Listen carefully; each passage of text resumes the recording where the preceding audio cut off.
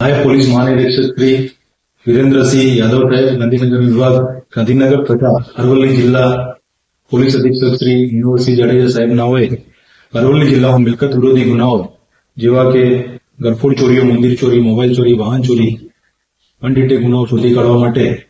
અરવલ્લી જિલ્લા પોલીસને સૂચના આપેલી, જે આધારે એલસીબીના પીઆઈ શ્રી એચપી ગરાસિયા સાહેબ નાઓના માર્ગદર્શન નીચે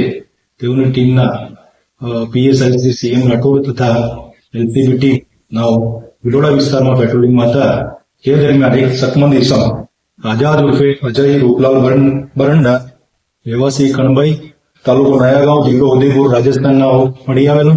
અને જેઓને યુક્તિપૂર્વક પૂછપરછ કરતા તેઓ વિલોડા પોલીસ સ્ટેશનના 561/25 તથા 562/25 બે ગરફોડ ચોરીના ગુનાઓ કબૂલાત કરેલી અને જેની પાસેથી ગુનામાં ગયેલ મુદ્દામાં કુલ રૂપિયા 1,10,000નો રિકવર કરવામાં આવેલો છે અને તેની સાથેના સહતમજદારો બાકીના 3 આરોપીઓને પકડવાની તજવીજ હાથ ધરેલ છે. આમ વિલોડા પોસ્ટ વિસ્તારમાં ગરફોડ ચોરીના 2 અનડિટેક ગુનાઓને શોધી કાઢવામાં જિલ્લા એલસીબી પોલીસને સફળતા મળી છે.